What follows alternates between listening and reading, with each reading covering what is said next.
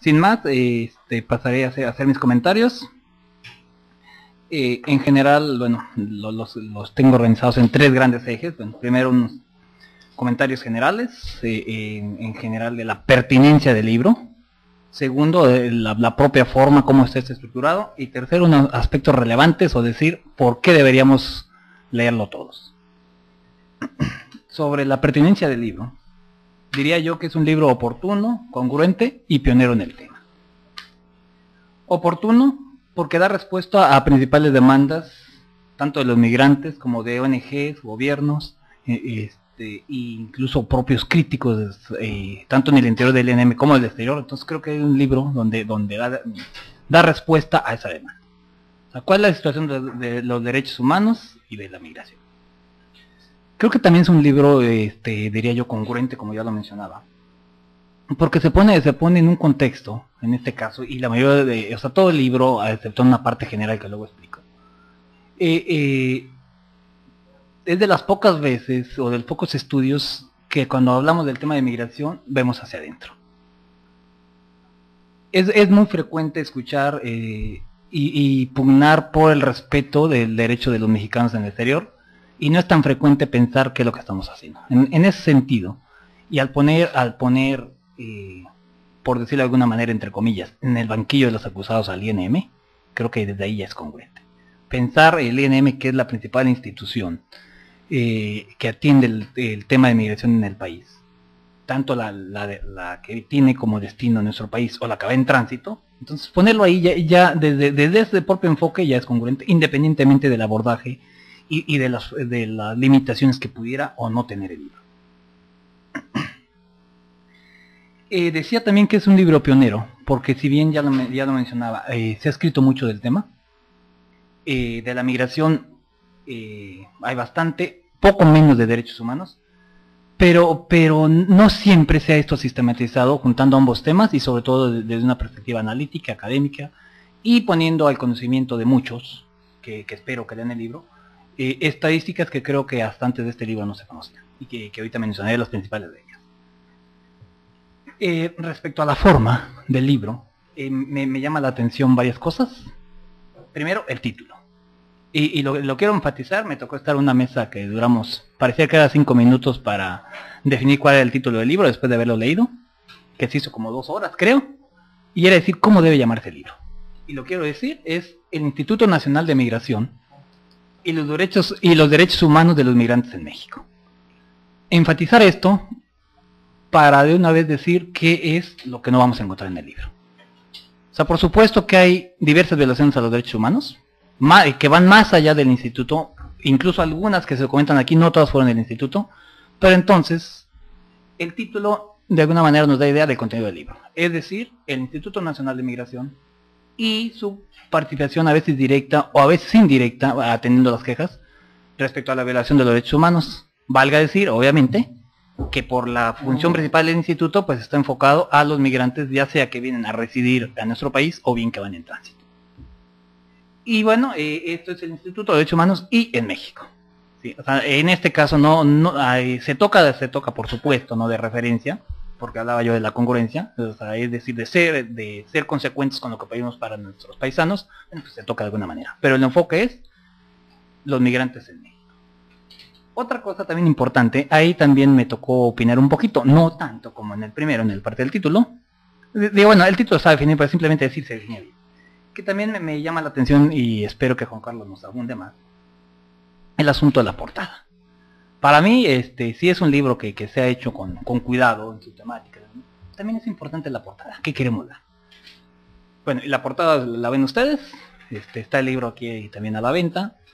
Y bueno, hay varios elementos que yo espero que Juan Carlos abunde más.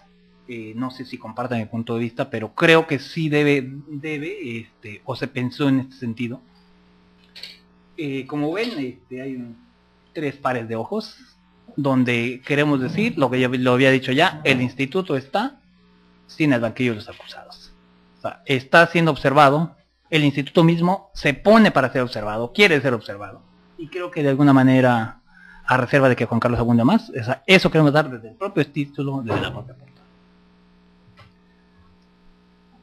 otro comentario dentro de los que yo llamé como de forma. Bueno, la estructura o formación del libro.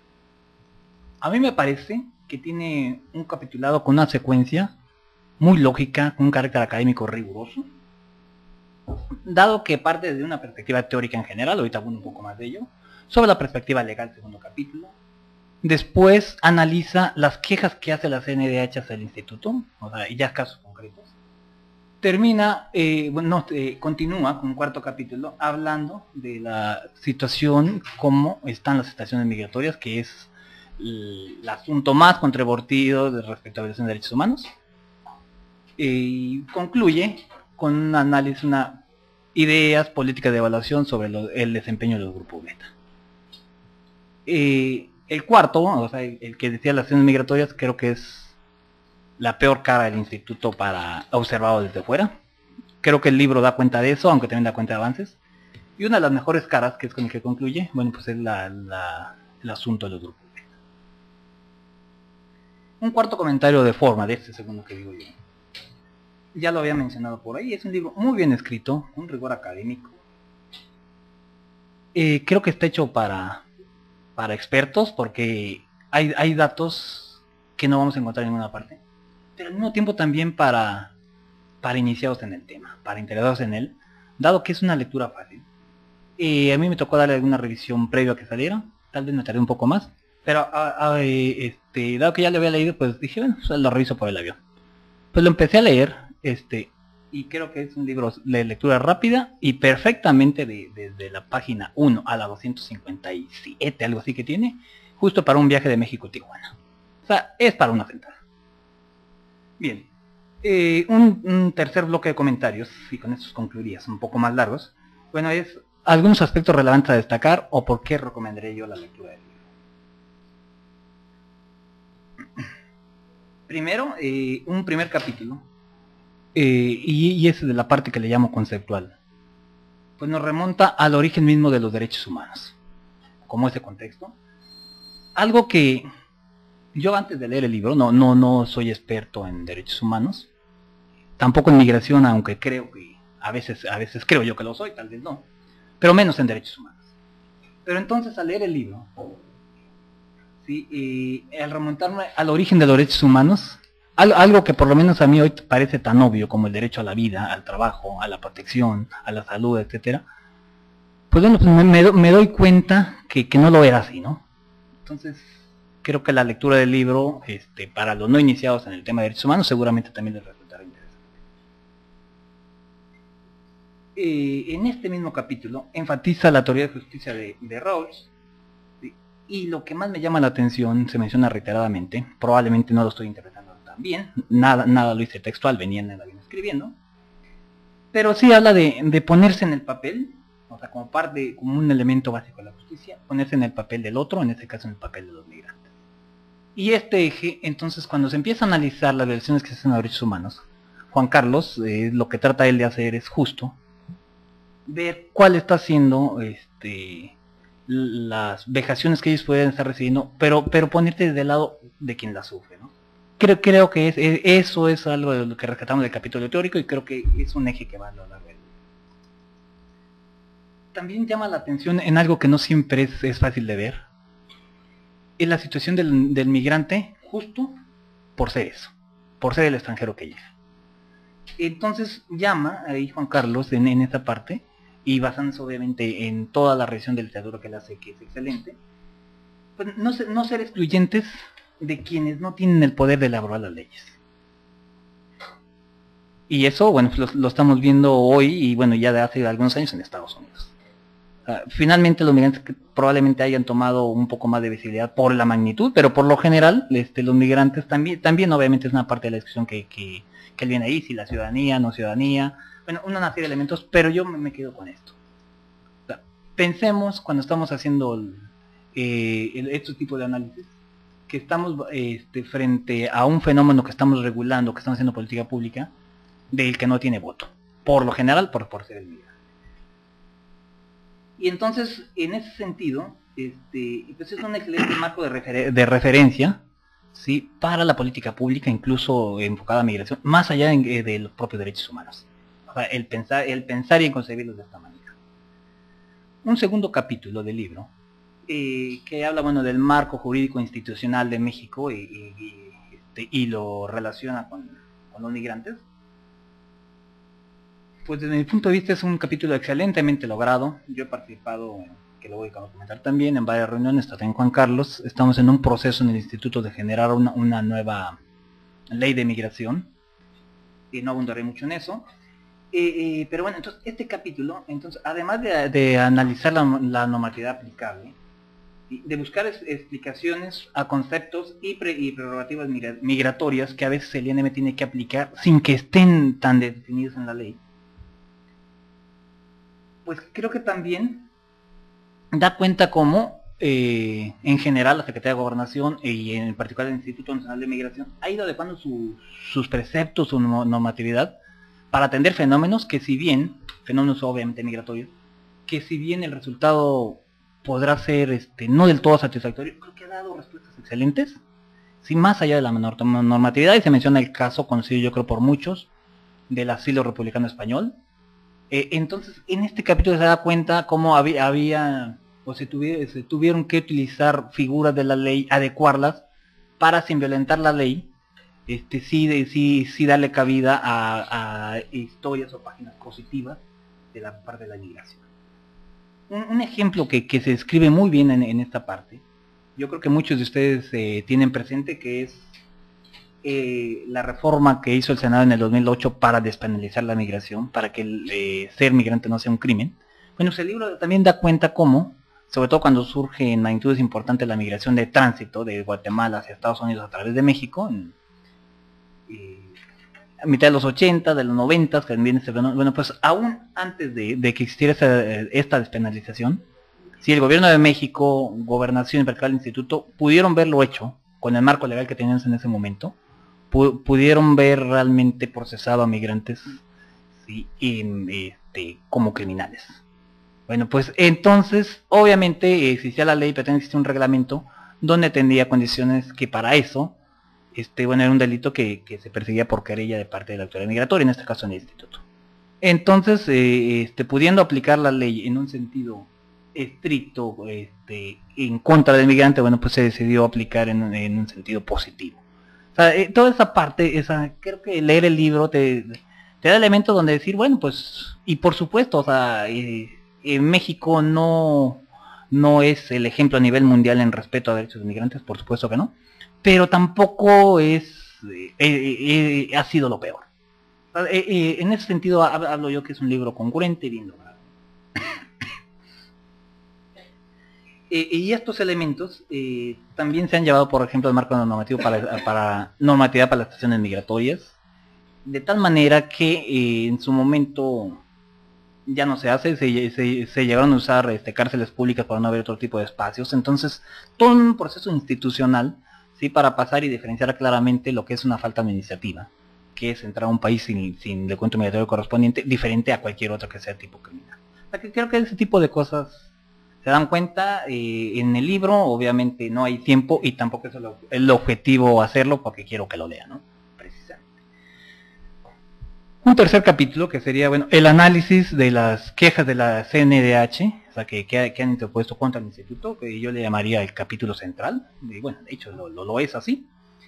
Bueno, entonces no solamente da cuenta de que existen X violaciones a derechos humanos, por decir el número total, o sea, las quejas que se dieron, bueno, en 2005 fueron 391, en 2007 352, o sea, el número baja un poco, pero sigue siendo alto. Pero no solo las analiza, ¿no? Sino que las desmenuza de tal manera que para dar cuenta o resultado, que se llega a la conclusión de que hay avances, o sea, son menos quejas, pero también la gravedad de las mismas disminuye. Y bueno, llegamos a una conclusión que sí hay avances. Yo creo que en términos objetivos se debe reconocer eso, pero también es muy enfático, o sea, es insuficiente. Todavía el gobierno de México, particularmente el instituto, creo que todavía tiene camino por recorrer. Algo que es innovador en este capítulo, o sea, no solamente veamos cuántas quejas son, sino que también se hace una categorización de las mismas, De manera que le permite a Juan Carlos medir y analizar lo que él llama la gravedad aparente. Me explico. Por supuesto que no se justifica, ¿sí? que una autoridad, por el hecho mismo de serla, incurra en maltrato verbal al migrante y con todas las condiciones de vulnerabilidad que ya dije y todas las que me faltaron. O sea, por supuesto que no se justifica. Pero no es igual una queja, ¿sí? Una violación de derechos humanos por maltrato verbal, a una que llegue incluso a atentar contra su vida, violaciones de tipo sexual o de alguna otra cosa, extorsión, ¿no? Entonces hace una categoría que tampoco las voy a repetir, son 7 categorías. Solamente menciono como un elemento que sí invita a la lectura del mismo y que hace de esto, yo le llamé un análisis innovador. También en este mismo capítulo, lo que hace Juan Carlos es darnos un perfil de quiénes son las principales víctimas. O sea, indicadores sociodemográficos por sexo, y analiza, bueno, por qué las mujeres poco más o por qué poco menos, por grupo de edad, también por el país de origen, y bueno, incluso el lugar donde estas violaciones ocurren. Hablo físicamente del territorio nacional, por supuesto hablando como principal, si son los asegurados, bueno, pues en el sur, como viene un mayor número de ellos, pues obviamente el número de asegurados son mayores, seguramente las quejas son mayores, ¿no? Pero bueno, eso hay que analizarlo por ahí. El tipo de autoridad que lo está haciendo, y obviamente lo que ya mencionaba, ¿no? La gravedad aparente y el tipo de queja que se formula, e incluso cómo fueron estas atendidas, y muchas de ellas fueron desechadas. O sea, realmente algunas no fueron procedentes, ¿no? Destaca el caso que muchas de las quejas, creo que el 16%, son interpuestas incluso a veces por mexicanos. Y muchas de ellas tienen que ver incluso por alguna persona que, por no poder acreditar su situación migratoria, se le aseguró, no debiendo proceder, dado que sí tenían su documentación, pero no la acreditaron en su momento. O sea, tipo de cosas, bueno, que se van rescatando en el libro. El cuarto capítulo, el penúltimo del mismo, bueno, serían un análisis de las estaciones migratorias. Creo que es un muy buen diagnóstico de estas estaciones, mediante hace una categorización de las mismas. Tenemos estaciones de tipo A, B o C, ¿sí? O sea, y esto en base a las características de las mismas. Algunas de ellas son para muy corta estancia, solamente como mientras son detenidos los migrantes y mientras se procede al debido proceso. Algunas son de más larga estancia. Se explica por qué tiene que ser la diferencia entre tipo A, tipo B o C. Obviamente no siempre todos los migrantes llevan el mismo procedimiento y demás. Creo que es interesante enterarse de eso. Para ver el avance que yo insisto, o sea, hemos logrado, no es suficiente. Toma el caso de Ciudad Juárez, Chihuahua. Sí, hace un análisis comparativo entre la situación que prevalecía en 1997 y 2006. Tomando si tenía, por ejemplo, lugar para separar entre hombres y mujeres, acceso a servicios, las condiciones de hacinamiento o no, las condiciones en que existía un lugar separado para alimentación, una serie de elementos que le permiten, bueno, demostrar que hay cierto avance. También hace un mapeo de la situación general, incluso atendiendo recomendaciones que hizo la CNDH. Esas recomendaciones fueron en 2005, a la fecha, ya incluso cuando está terminando el libro, bueno, pues, aunque aquí se describen las recomendaciones que se hicieron, bueno, también se da cuenta que algunas de ellas ya cuando el libro termina, y luego el libro terminó hace un año, algunas de ellas ya se han solventado. Hay un programa intenso de inversión en infraestructura para mejorar estas condiciones, donde son asegurados los extranjeros detenidos, ¿no? Es muy importante, otro elemento es todo el programa que viene de dignificación de estaciones migratorias, hay que tenerlo en cuenta, revisarlo. También incluso de unas normas para la operación de las mismas, algo que no mencioné en el capítulo bueno, hay muchas cosas que no mencioné, por supuesto, ¿no? En el capítulo de la legislación es que a veces el instituto, incluso a veces ha actuado con bastante discrecionalidad, por no existir las normas, pero a veces también ha sido en sentido positivo. O sea, no siempre en contra, pero bueno, eso sería algo que digo, el libro solamente es un primer paso para discutir más. Pero bueno, traigo a colación esto, porque bueno, estas normas de estaciones migratorias pues finalmente no estaban perfectamente normadas en la ley, no se había pensado en ese momento. La ley, básicamente el cuerpo de la ley es de 1936, de tal manera entonces el fenómeno de migración de tránsito no existía y nadie pensó en que necesitábamos espacios para el confinamiento de extranjeros. Entonces no estaban contemplados en la ley. Entonces pues cuando surge el fenómeno, si bien nunca se les consideró delincuentes, a veces se les ponen en las cárceles. Entonces una serie de cosas que van dando el libro, Y hablo aquí de la parte que, bueno, crear las primeras normas para que ellos fueran asegurados en condiciones más dignas en las estaciones, e incluso sin existir todo un marco normativo adecuado, pero obviamente nunca sin violentarlo, o sea, aprovechando siempre y aplicando a favor del migrante. Y finalmente pasaría a la última parte, que es el último capítulo, que es los grupos beta. Bueno, pues además de dar cuenta de la historia de su formación, que estamos a 20 años, fue en 1990 cuando se crean el primer grupo de ellos, describir sus principios, que realmente da gusto leerlos, o sea, y por supuesto que puede haber disidentes, pero creo que en general se sigue pensando que es un gran acierto del gobierno mexicano, un ejemplo a nivel internacional tenerlos. Bueno, relata la lucha incluso para la consolidación de estos, da cuenta de la valoración y la pertenencia de que existan, y en palabras del doctor Jorge Bustamante, conocido de todos nosotros, fundadores de la institución, bueno, pues lo cita algo que me resulta muy interesante, me permito leer y con eso concluiré mis comentarios.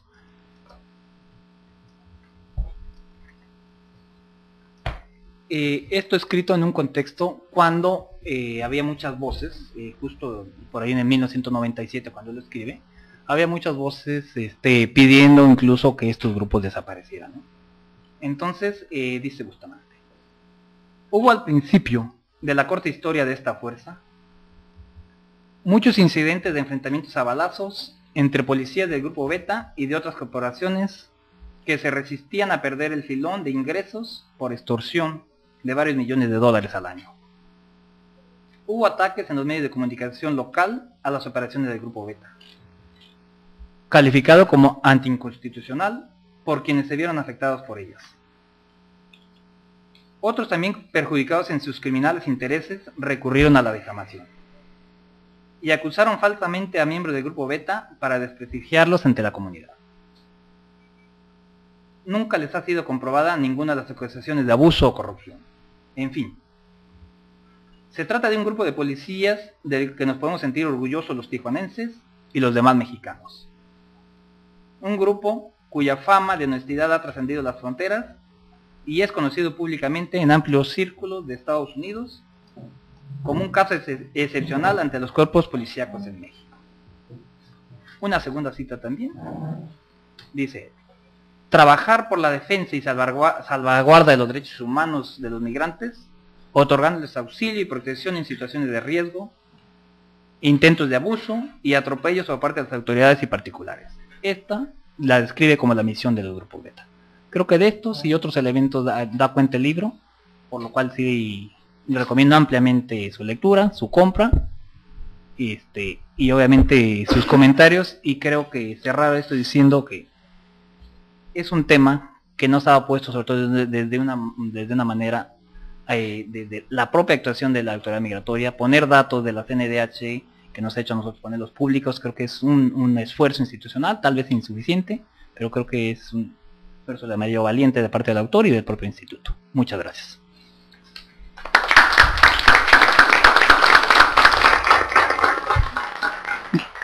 Muchas gracias, maestro Berumen. Ahora le daremos la palabra al doctor José Moreno Mena. Él actualmente es profesor e investigador del Instituto de Investigaciones Sociales de la Universidad de Baja California y también es egresado de del doctorado en Ciencias Sociales que tuvimos a bien desarrollar hace algunos años con la propia universidad. Adelante, José. Sí, buenas tardes. Y un agradecimiento primero a José María Ramos y al doctor por invitarnos a comentar su libro. Voy a tratar de ser breve, lo más breve posible por la cuestión del tiempo, y me voy a permitir darle lectura a mis comentarios. En primer lugar, quiero decir que en estos momentos me cuesta cierta dificultad el poder ser lo más objetivo que quisiera, ¿verdad?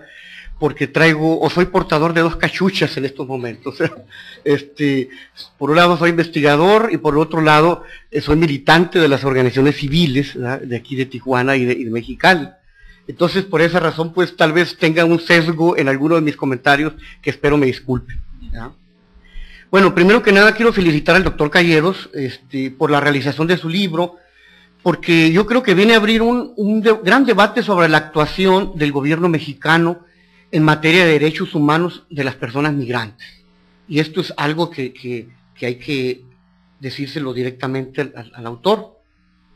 y aunque el texto no se refiere a todas las instituciones involucradas en el tema, sí se centra la atención en la que tiene que, en la institución principal, ¿verdad?, de atender los asuntos de las personas extranjeras en el país, es decir, el Instituto Nacional de Migración. Este debate que decía está inscrito en un marco más general, donde nuestro país aparece sentado en el banquillo de los acusados, y es señalado en múltiples informes de organizaciones internacionales como un país que ha avanzado poco en materia de derechos humanos, a pesar casi siempre de haber aceptado las recomendaciones que les hacen los organismos de la ONU. Un ejemplo de lo anterior es el panorama que Amnistía Internacional planteó en el 2009 sobre la situación de los derechos humanos en México, donde el menor calificativo que da es que es un aspecto sombrío de los derechos humanos en México. Esa organización global sostiene que el avance en materia de derechos humanos ha sido casi inexistente y que seguimos arrastrando este grave problema en el país. Otro ejemplo es el informe del Alto Comisionado de las Naciones Unidas para los Derechos Humanos, donde se ha documentado en un periodo del 2006 al 2009 alrededor de 128 casos de violencia o intimidación contra defensores de derechos humanos mexicanos en ese periodo, y donde se registra que 27 de ellos se produjeron precisamente en la segunda mitad del 2009. Al respecto, también son poco favorables los informes de organizaciones como Reporteros Sin Fronteras, Comisión Civil Internacional de Observación de los Derechos Humanos, Human Rights Watch, incluso relatores de la ONU que visitaron el país en los últimos 2 o 3 años. Por eso celebro que un investigador del Instituto Nacional de Migración se preocupe por desmitificar esa percepción que se tiene en la opinión pública, especialmente de las organizaciones civiles defensoras de los derechos humanos de las personas migrantes, de que el gobierno no actúa conforme a lo que se demanda a otros países en materia de derechos humanos de los migrantes, y más cuando lo hace de una manera metódica y acuciosa. Y aquí vale la pena hacer un paréntesis, aunque el autor no lo manifieste explícitamente. El libro pretende dar respuesta científica a las críticas que se le hacen a las autoridades de migración mexicana por su actuar frente a los migrantes extranjeros que llegan a nuestro país de manera irregular. Y estemos o no de acuerdo con sus conclusiones, yo creo que plantea desafíos a las organizaciones civiles y los públicos que hacen aseveraciones sin datos empíricos que los sustenten. He ahí uno de sus aportes. Entre las cosas que me parecen importantes destacar de esta obra es la actitud hasta cierto punto crítica del autor, lo cual lo acerca más a la academia, al reconocer lo fundado de las denuncias que se le han hecho a las estaciones migratorias y las oportunidades que éstas tienen para convertirse en espacios más humanitarios, más dignos y más funcionales. Las condiciones en que operan las carencias en los servicios y las situaciones que se viven en las estaciones migratorias han sido por largo tiempo la mayor preocupación de los defensores de los derechos humanos. Se les ha criticado que no están en los estándares internacionales todavía, pero es justo reconocer, como bien lo afirma el doctor Calleros, que se están haciendo grandes esfuerzos por mejorar esas condiciones. Tal es el caso de las estaciones que él describe en el libro como tipo C, que pueden ser consideradas como modelo en el contexto de las estaciones migratorias. Estoy de acuerdo con el doctor Calleros de que el Estado mexicano está atendiendo los reclamos que las organizaciones civiles han llevado a los ámbitos internacionales y que han traído como resultado una serie de recomendaciones de organismos internacionales. Y aquí hago otro paréntesis para mencionar algunas de las recomendaciones. Por ejemplo, 16 recomendaciones respecto al debido proceso y acceso a la justicia de las personas migrantes, 12 recomendaciones sobre las condiciones de aseguramiento en las estaciones migratorias y a la detención de adolescentes, y 7 recomendaciones en torno a la verificación del estatus migratorio, las cuales han sido hechas por parte de organismos de derechos humanos internacionales como la Relatoría Especial de Derechos Humanos de los Migrantes de la ONU, del Comité para la Protección de los Derechos Humanos de todos los trabajadores migratorios y de sus familias, así como la Relatoría de Trabajadores Migratorios de la Comisión Interamericana de Derechos Humanos. La mayoría de esas recomendaciones han sido aceptadas, pero quisiéramos que el gobierno mexicano no reaccionara ante las denuncias, sino que fuera proactivo y consecuente con los acuerdos, proclamas y pactos que firma en materia de derechos humanos. Lo de las estaciones migratorias es importante retomarlo, porque nosotros como mexicanos demandamos de las autoridades estadounidenses un trato digno a nuestros connacionales y tenemos que ser consecuentes con los migrantes centroamericanos y de otras nacionalidades que llegan a nuestro país de manera irregular. Es gratificante leer en el libro del doctor Calleros que la protección de los derechos humanos es una tarea que requiere de la observancia del ombudsman y de la sociedad civil, así como los cambios legislativos pertinentes para superar las limitaciones señaladas. Con este argumento, el autor está convencido de la necesidad de una sociedad vigilante que se haga escuchar, que haga denuncias fundadas en información veraz, objetiva y científica. En ese cometido, abre un desafío a las propias organizaciones civiles que tienen que profesionalizar sus denuncias. Llama la atención el convencimiento que tiene el doctor Calleros sobre la voluntad del Estado mexicano de llegar a los estándares internacionales en materia de protección a los derechos humanos de migrantes. Celebro su optimismo y creo que esa actitud debería de prevalecer en los funcionarios. Pero desgraciadamente hay eventos que parecen contradecir su convicción. Menciono un ejemplo. A fines del año pasado, el Foro Migraciones, una de las redes de organizaciones civiles más importantes en México, decidió retirarse de la Subcomisión de Derechos Humanos de los Migrantes de la Secretaría de Gobernación por considerar que el gobierno federal, cito, no ha mostrado un compromiso sólido para afianzar la subcomisión como un espacio de diálogo permanente y efectivo para la construcción de política pública y de acciones que efectivamente garanticen los derechos humanos en México. El libro del doctor Calleros nos hace reflexionar sobre la necesidad de construir esos puentes que permitan el diálogo entre sociedad civil y gobierno para llegar a una política humanista y de pleno respeto a los derechos humanos, pero un diálogo, ¿verdad?, fincado en el respeto y la transparencia. Otro de los aspectos importantes del libro es que abre varias líneas para la evaluación de los programas del Instituto Nacional de Migración, como es el caso específico del Grupo Beta. Concordamos con el doctor Calleros en el sentido de que el Grupo Beta se ha ganado el respeto de una buena parte de la sociedad civil, ya que está entre las autoridades menos mencionadas por las organizaciones de derechos humanos de las personas migrantes. Algunos personajes del Beta son recordados gratamente por las organizaciones civiles. En nuestra memoria está el asesinato en 1999 de José Ángel Martínez Rodríguez, que hasta el momento de su muerte había sido coordinador del Grupo Beta en Tabasco, asesinado por un policía preventivo, luego de que entregara un informe a Mary Robinson, alta comisionada de la ONU por los Derechos Humanos en ese tiempo. En dicho informe denunciaba el contubernio de autoridades y bandas delictivas en la región del sur del país. Eso le costó la vida. El libro deja el gran reto de buscar una metodología que permita evaluar de una manera más objetiva el trabajo que desempeñan estos grupos en la protección de las personas migrantes. En principio, el doctor Calleros sostiene que es el Instituto Nacional de Migración el que mayor aporte de agentes hace a estos grupos y que los gobiernos locales no hacen lo suficiente en materia de recursos humanos. También reconoce que a pesar de su prestigio, los grupos Beta, con un promedio de 10 agentes por grupo, es poco probable que pueda llevar a cabo su labor de proteger a los migrantes. Estamos de acuerdo con las propuestas que hace en su libro el doctor Calleros para mejorar el trabajo de los grupos Beta. Finalmente, me quedo con el ideal que expresa el autor sobre las personas migrantes que se internan al país de manera irregular y que son aseguradas por el Instituto Nacional de Migración y que lo plasma en su libro. Nos dice el doctor Calleros que en un futuro esas personas pudieran considerarse como huéspedes especiales en concordancia con la tradición de refugio y asilo en México. Ojalá así sea. Muchísimas gracias.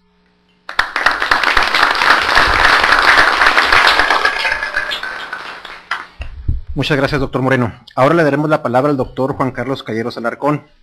El doctor Calleros es doctor en política comparada y maestro en política y gobierno en América Latina por la Universidad de Essex en Inglaterra, y además es licenciado en Relaciones Internacionales por el Colegio de México. Ha sido profesor de Relaciones Internacionales en diversas instituciones académicas, entre las que se encuentran la Universidad Femenina de México, la Universidad de las Américas, Universidad Anáhuac del Sur, el TEC de Monterrey, la Universidad Nacional Autónoma de México, la Universidad del Valle de México, entre otras.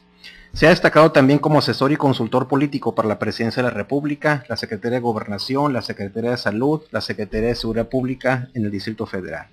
Actualmente es investigador del Centro de Estudios Migratorios del Instituto Nacional de Inmigración y especialmente en el área de política y legislación migratoria. Juan Carlos, bienvenido a tu casa y tienes la palabra.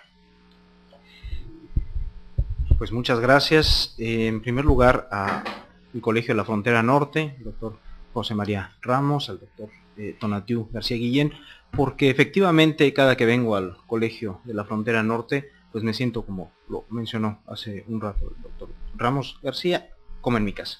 Yo soy egresado del Colegio de México y bueno, pues siempre me siento muy identificado con el trabajo que hace el Colegio de la Frontera Norte en toda la gama de investigaciones, de intereses, de investigación, etcétera, y en particular me siento también muy contento de estar en esta sala que se llama Mario Ojeda, pues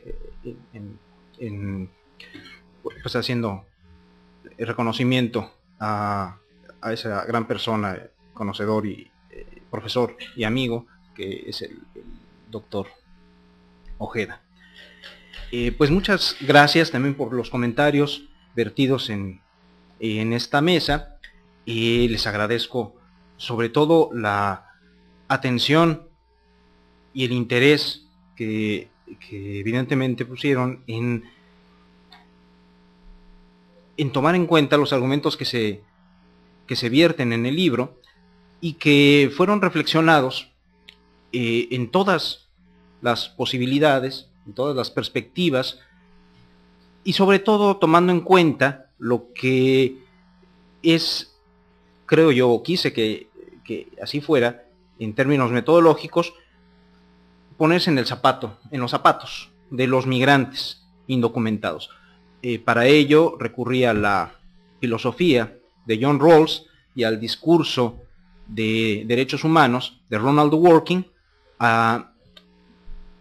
con aspectos teóricos también de Isaiah Berlin sobre la democracia liberal, pero lo podemos sintetizar en ponerse en el lugar de estos migrantes indocumentados, cómo nos gustaría que nos trataran a nosotros estando en su lugar.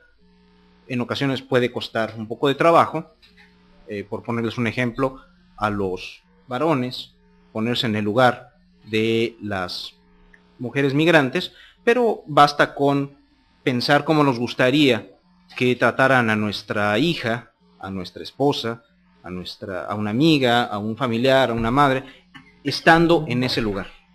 Entonces ahí podemos ubicar un poco más cuál es el trato que se debe dar a una persona desde el punto de vista de la teoría de la justicia y respetando los derechos fundamentales de las personas, como dice Ronald Dworkin, porque una sociedad que no tome en cuenta los derechos humanos, pues no está tomando en serio el derecho.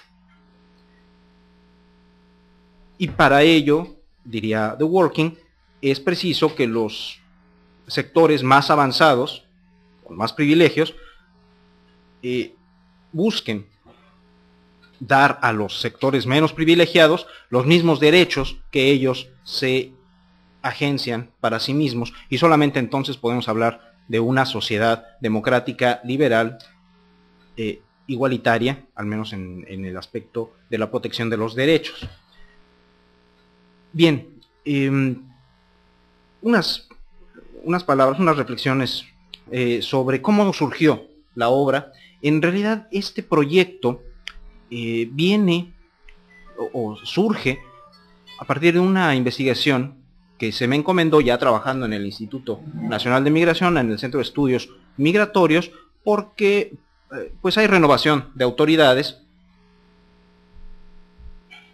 y cuando la nueva autoridad llegó y vio que había muchas denuncias en materia de derechos humanos para el Instituto Nacional de Migración, pues hubo una genuina atención. Es decir, ¿cómo es posible que esta institución tenga tantas denuncias de derechos humanos? Vamos a ver de qué manera las eliminamos. Vamos a reducir, no nada más reducir, vamos a eliminar las denuncias, los abusos en materia de derechos humanos, y pues vamos a estudiar qué es lo que podemos hacer para eliminarlo. Lo que vamos a ver en el libro, me adelanto un poco a las conclusiones, es que tal vez no es posible eliminarlas del todo, aunque sí podemos reducir la gravedad de las mismas, el número de las mismas, pero para ello había que conocer el problema a mayor profundidad, como lo mencionó Salvador Berumen en sus muy atinados comentarios, creo yo, y muy generosos, se los agradezco mucho. Me parece que no había un análisis sistemático de qué estábamos hablando, exactamente de qué aspectos de derechos humanos, exactamente qué derechos se estaban violentando. Desde luego, también está la preocupación, genuina creo yo, de tener una mayor autoridad moral en los foros internacionales, en donde México alza la voz para reclamar la protección de los derechos de nuestros connacionales en otros países y en especial en los Estados Unidos. Pero en ocasiones, en muchas ocasiones, se nos reclamaba que nosotros tratábamos igual a los extranjeros en México y que se nos podían señalar como autoridad, como país, pues los mismos defectos, los mismos abusos que nosotros reclamábamos en el exterior. Y yo debo agregar aquí que a veces, que eso a veces no era cierto, a veces los tratamos peor de cómo nos tratan allá. Eso es cierto. Pero también es cierto que, también ya se ha señalado en los comentarios anteriores, ha habido un esfuerzo, un interés por mejorar en proteger los derechos humanos de los centroamericanos y de otras partes del mundo, sudamericanos, incluso extracontinentales, que buscan utilizar el territorio nacional para cruzar y encontrar lo que se suele llamar el sueño americano, y a veces encuentran en esa búsqueda una verdadera pesadilla. Con todo, al poner manos a la obra en el análisis de algunas docenas de casos, que primero se pusieron a mi disposición, de quejas remitidas por la CNDH al Instituto Nacional de Migración, el primer problema al que me enfrenté fue que la selección de los casos no tenía ningún rigor de muestreo estadístico y por tanto, pues las conclusiones que pudieran surgir de ese limitado conjunto de casos, pues no serían representativas para el universo de los casos que llegaban por esa vía. Ante la escasez de estudios que señalaran el tipo concreto de derechos afectados por los migrantes y una valoración más rigurosa de los mismos, procedí a sugerir un estudio más amplio, de más amplio alcance, el cual al final de cuentas se concretó en la revisión sistemática, yo diría muy concienzuda, por lo menos esa fue la intención, de todas las quejas que la quinta visitaduría de la Comisión Nacional de Derechos Humanos había enviado al Instituto Nacional de Migración durante el periodo de un año. Este periodo seleccionado fue de agosto de 2005 a julio de 2006, con 239 casos en total. Luego surgieron otros problemas metodológicos que se trataron de solventar. Primero, qué casos incluir o no incluir, porque hubiéramos podido eliminar aquellos casos que a final de cuentas no resultaron procedentes. En el proceso de verificación de una queja que envía la Comisión Nacional de Derechos Humanos a alguna institución de gobierno, pues se deben desahogar las pruebas en un proceso pseudo judicial para ver si procede o no procede esa queja, la cual puede derivar en ser desechada o ser declarada sin elementos suficientes para acreditar violaciones a los derechos humanos, pero también puede resultar en una reparación económica, conciliación amistosa, así se le llama, o recomendación formal por parte de la CNDH. En este caso, también me gustaría enfatizar que debemos diferenciar cuando una institución o un gobierno tiene un patrón de violación a derechos humanos que es resultado de dos diferentes escenarios completamente distintos, por consigna, o si es parte de la misma operación de sus funciones como autoridad. En el caso particular del Instituto Nacional de Migración, no encontré elementos que pudieran llevarnos a la conclusión de que fuera por consigna. No son las autoridades quienes están diciendo que por consigna se violen los derechos humanos. Me parece que surge más como parte de la operación de las tareas de control migratorio, que deben mejorar sin lugar a dudas, pero estamos hablando de otra dimensión completamente diferente. También debemos entender que no estamos tratando con casos de violaciones de derechos humanos como los que se registraron o los que se observaron en América Latina, en varios regímenes de América Latina, en los años 70, 80 y 90. De hecho, son tipos de violaciones a derechos humanos que no tienen nada que ver o tienen poco que ver unos con los otros, porque no estamos hablando de desapariciones forzadas ni de ejecuciones extrajudiciales. En el caso del Instituto Nacional de Migración, ya hablaremos de fuera de ello, o cuando intervienen grupos delincuenciales.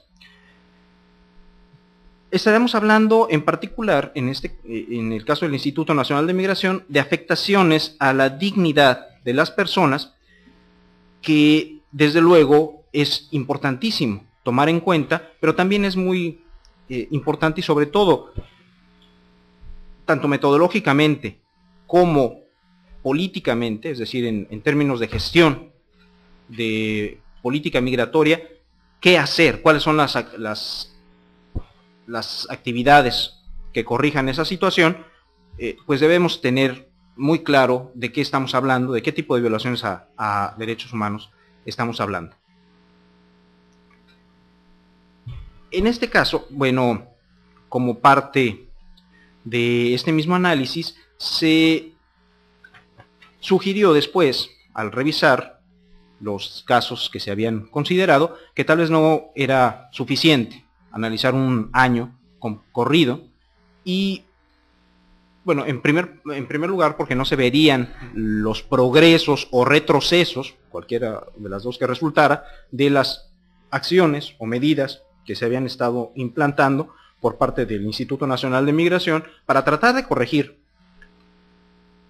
los abusos o las situaciones estructurales que llevaran a estos abusos, como desde luego la situación de las estaciones migratorias, los centros de detención, en donde deben esperar los migrantes que no encuentran, por lo menos en un primer momento, forma de acreditar su legal estancia en el país, antes de que proceda su expulsión u otra disposición migratoria, porque estos centros habían sido construidos en los años 70, cuando no teníamos en México esa afluencia migratoria de tránsito, y había graves defectos, tanto de construcción, localización de las estaciones migratorias, falta de servicios básicos, en ocasiones inclusive falta de agua corriente, pero tampoco había separación adecuada entre hombres y mujeres,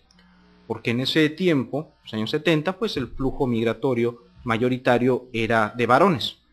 Después ahí encontramos un mayor componente de mujeres en el fenómeno migratorio, y pues desde luego debe haber una separación de hombres y mujeres, porque si no estamos afectando los derechos humanos de las migrantes. En contraste con lo que hubiera podido plantear en otros escenarios, y esto lo menciono porque esos casos de comisiones de la verdad en América Latina y la violación flagrante, atroz a los derechos humanos en los regímenes dictatoriales o militares en América Latina, lo he tratado en otra obra. Y bueno, no estamos hablando de eso, pero también era importante ver de qué manera, sin desvalorizar de ninguna manera o minimizar las violaciones a derechos humanos, pero sí redimensionar el problema de tal manera que lo pudiéramos atender, se pudieran atender de forma adecuada. De ahí surgió la idea de clasificar las violaciones en una escala que llamo de gravedad aparente, misma que va del 1 al 7, siendo 1 la categoría de menor gravedad y 7 la categoría de mayor gravedad. Esta idea se expresó prácticamente de manera casual, pero a la hora de tratar de clasificar las quejas resultó sumamente útil. Solamente menciono rápidamente la escala completa. El nivel 1 se refiere a abuso, inconveniencia o maltrato verbal. La 2, falta de debido procedimiento o debido proceso. 3, atenta contra su dignidad o su propiedad. 4, atenta contra su libertad o hay extorsión. 5, y aquí vamos aumentando la gravedad, afecta su seguridad personal. 6, atenta contra su integridad física o su salud. Y 7, atenta contra su vida. La escala resultó sumamente útil para clasificar las quejas y como muestra de la simplicidad de su empleo se han incluido en el libro 7 quejas elegidas al azar como anexo con una doble finalidad. La primera es ejemplificar la utilidad de la escala e invitar al lector a clasificar los casos de violaciones a derechos humanos utilizándola. Se puede conseguir, desde luego se pueden conseguir otros casos de violaciones a derechos humanos fácilmente en las páginas electrónicas, tanto de la CNDH, de la Comisión Interamericana de Derechos Humanos, las comisiones estatales, y desde luego casos de posibles violaciones a derechos humanos de los que se pueden ir enterando los lectores y observadores. Veo aquí muchas personas que están involucradas en la defensa de los derechos humanos y seguramente conocerán muchos de estos casos. Los invito a utilizar la escala para clasificarla y bueno, esa fue la primera intención. La segunda finalidad fue la de generar también un material didáctico que permite incluso realizar ejercicios de discernimiento, de capacitación podría ser, utilizando estos casos u otros, y utilizando la escala, sobre las implicaciones, características, decisiones de autoridad migratoria, afectación a los quejosos o a los afectados, etc. Yo recuerdo haber tenido discusiones verdaderamente vivas, muy intensas, con la persona que me auxilió de Servicio Social, ahí en el Instituto Nacional de Migración, Mariel, si nos está viendo, pues le mando un saludo muy afectuoso. Por cierto, discusiones muy vivas sobre las especificidades de cada caso para clasificarla en el 4 o en el 5, o en el 6 o en el 7 o en el 2 o en el 3, y tratando, con este ejercicio se logra desmenuzar y se logra analizar en dónde hubo o pudo haber una falla de la autoridad, y eso también puede o permite encontrar soluciones prácticas a estos problemas que pueden ser tanto estructurales o como fallas estructurales dentro de la ley misma o de la aplicación de la ley, etc. Desde luego fue eliminado cualquier dato que pudiera revelar la identidad de los quejosos para proteger su derecho a la privacidad. Y es en verdad muy útil, pienso yo, revisar los casos incluidos como recurso pedagógico y como ejercicio de discernimiento sobre la gravedad de los mismos. El otro problema metodológico tuvo que ver con el periodo seleccionado y después de varias sesiones en donde esto se expuso, también expreso mi agradecimiento a todos quienes participaron en las reuniones previas, en las conferencias en donde presenté este trabajo, en sus aspectos o en sus primeras fases, y llegó un momento en que se decidió o se sugirió por qué no incluir un periodo más amplio, por qué nada más un año corrido, y bueno, así se incluye también un periodo comparativo de quejas recibidas de enero a abril del 2005, 2006 y 2007, con lo cual se amplió a más de 500 quejas revisadas en total en el trabajo.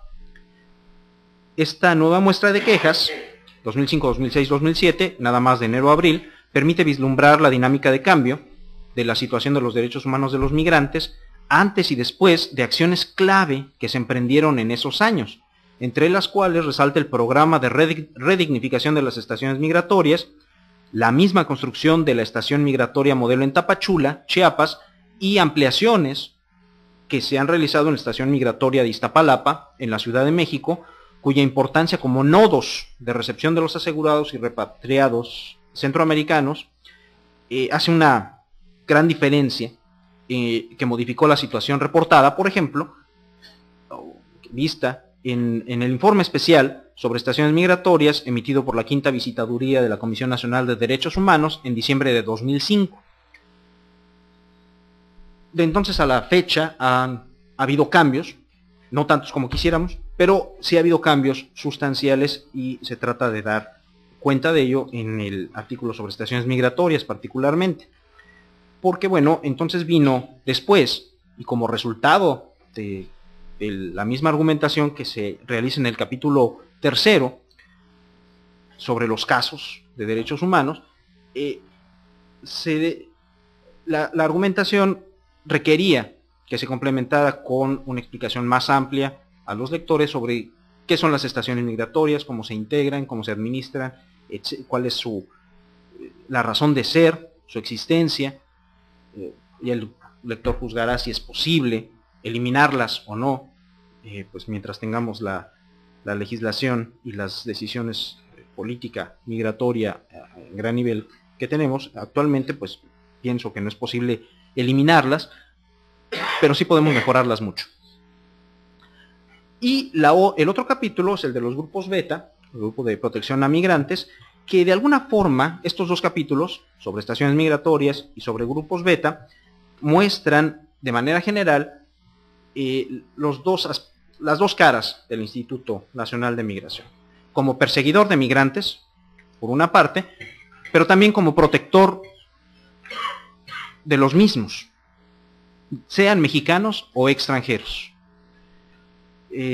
Una situación que en ocasiones se ha mencionado como la esquizofrenia que tiene el Instituto Nacional de Migración, o la doble identidad, porque por un lado se dedica a perseguir migrantes, a controlarlos, a buscarlos, a expulsarlos, pero por el otro también administra o es parte central de la operación de los grupos beta, que es lo contrario, es protegerlos, es orientarlos, es velar en el escenario mismo en donde se encuentran por sus derechos, por su integridad, por su vida, por su seguridad, los derechos más básicos de estos migrantes. Como lo mencioné, la guía fundamental de esta investigación se puede resumir también en lo que he llamado el trato extendido. Esto es muy importante porque podríamos plantearnos, yo sé que la gran mayoría de quienes están aquí en Tijuana, quienes nos observan también en otro lado de la transmisión, están convencidos de la necesidad de proteger los derechos humanos de los migrantes indocumentados, extranjeros o nacionales, por principio. Pero también debe tener o también creo yo que refleja que el trato dado a los extranjeros, sean documentados o indocumentados, dice mucho de una nación, porque refleja el trato que está dispuesta a dar a sus propios grupos vulnerables. Es decir, el trato que los mexicanos damos a los extranjeros indocumentados dice mucho de cómo tratamos a los grupos vulnerables mexicanos, llámese jóvenes, los sectores más pobres, las mujeres, indígenas, personas de la tercera edad o personas con capacidades diferentes. Es una hipótesis de trato extendido, pero me parece que es muy importante para destacar la relevancia que tiene mejorar la protección a los derechos humanos de los migrantes como nación. También de ahí la motivación para realizar esta investigación, y espero que también motive a los aquí presentes y a quienes nos acompañan por vía remota, la lectura del libro, la reflexión en torno a los temas en él abordados. Una cuestión muy curiosa, muy importante también quiero destacar y responder al comentario del doctor José Moreno Mena, se hizo hace unos momentos, que el instituto lamentablemente ha sido más reactivo que proactivo. Y eso lamentablemente se observa en muchas instituciones, desde luego se observa en el Instituto Nacional de Migración, porque responde hasta el momento en ser observado, en ser analizado, en que se le reclama una cierta situación, y bueno, es lamentable, desde luego que así sea, pero por otro lado también muestra de por qué se necesita la otra parte, ¿sí? En forma de contrapeso o en forma de tensión saludable, lo he llamado en el libro, la función que hace la Comisión Nacional de Derechos Humanos, las comisiones estatales y los organismos no gubernamentales es fundamental. Porque de otra manera la autoridad puede quedarse en una zona de confort. Decir, ya hicimos esta inversión, ya hicimos esta estación migratoria, ya pintamos las paredes, ya, pues no. Y esto ha aumentado los estándares de protección a derechos humanos, qué bueno que así sea, porque los mayores beneficiarios de esto son justamente los migrantes indocumentados y muchos mexicanos que también han sido afectados en sus derechos, como se menciona en un porcentaje menor, pero desde luego cuando caen en esa situación, pues es importante tener una institución que pudiera proteger o velar mejor por los derechos humanos de los migrantes mexicanos o extranjeros. También se destaca la necesidad de adecuar la legislación migratoria con el fin de armonizarla con los instrumentos internacionales de protección a los derechos humanos que han sido firmados y ratificados con México, junto con otros fines. Le digo, la reforma a la legislación migratoria debe también tener otros fines, como es la simplificación de los trámites, mayor coherencia del sistema migratorio en México, adecuar los procesos administrativos con las realidades de los flujos migratorios en la era de la globalización y la era de los recursos tecnológicos que tenemos al alcance, etc. La prognosis fundamental que surge es que la elevación de los estándares de protección a los derechos humanos de los migrantes en México seguramente resultará en una continuidad de quejas por violación a los mismos, es decir, lo que les mencionaba al principio de mi intervención, es muy difícil que podamos eliminar por completo la violación a los derechos humanos. Pero hay una gran oportunidad para que cada vez sea menos graves los casos a derechos humanos, por ejemplo, los que van de los niveles del 5 al 7, afectación a la vida, a la integridad, a la salud o a la seguridad personal de los migrantes. Y también una gran oportunidad para que cada vez sea menor el número de quejas procedentes. Y esto se ha observado en los últimos años. Ya no he señalado el Instituto Nacional de Migración, afortunadamente, como una de las instituciones que más quejas recibe por violación a derechos humanos, pero esto puede ser una situación temporal. Puede reiniciar, y por eso debemos continuar vigilando, haciendo la labor. La autoridad debe continuar mejorando de manera proactiva o reactiva en el último de los casos, y para eso la colaboración o la tensión saludable es importantísima, y eso nos dice que estamos trabajando del mismo lado, a favor de los derechos de los migrantes. Finalmente, pues es importante destacar que hay temáticas que escapan al enfoque que se ha dado el libro, como los casos de secuestro de los migrantes, casos en donde hay violaciones a su vida, a su seguridad, a su salud, a su integridad física o moral, cuando aún no llegan a las estaciones migratorias, cuando aún no llegan al campo de operación del Instituto Nacional de Migración. En muchas ocasiones, sin duda, hay colusión de otras autoridades, también de agentes migratorios, pero en el momento en que se inicia el proceso de aseguramiento, vemos, de acuerdo con los casos que se presentan sistemáticamente, que al menos una vez que ya están en la estación migratoria o asegurados, pues el tipo de derechos humanos, tipo de violaciones a derechos humanos que pueden surgir, no son de los más graves, no son del 5 al 7, encontramos un 85% de los casos, aún antes de acreditarse si hubo o no afectaciones probadas a derechos humanos, el 85% de los casos cae en los 3 años y en el otro, en el continuo, entre los niveles del 1 al 4. No debemos felicitarnos por eso, al contrario, hay que tratar de eliminarlos, reducirlos en la medida de lo posible, y destacar, eso sí, que es otro ámbito de derechos humanos en el que la autoridad debe poner más atención, como la limpieza, la atención a la dignidad de los derechos, de la dignidad de las personas que llegan a las estaciones migratorias, entre otras. Y desde luego el diseño metodológico de la investigación pues no permite capturar o ver o discutir con mayor profundidad qué es lo que pasa antes de que lleguen al Instituto Nacional de Migración y cuando pueden ser sujeto de abusos por parte de otras autoridades o de los mismos agentes migratorios cuando están coludidos con grupos criminales y de esos mismos grupos criminales. Pero es una temática que escapa a los alcances del presente estudio y para la cual espero poder generar o contribuir en el futuro con otra investigación.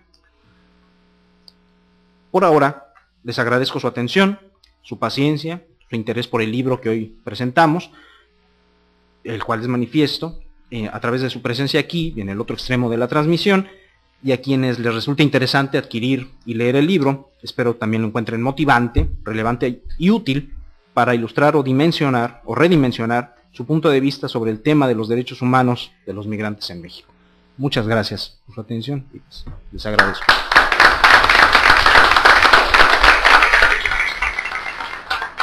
Muchas gracias, Juan Carlos. Ahora le daremos la palabra para que puedan expresar algunas interrogantes, algunos comentarios, puntos de vista a nuestro público aquí en la ciudad de Tijuana, igualmente en Casa Colef, Ciudad de México.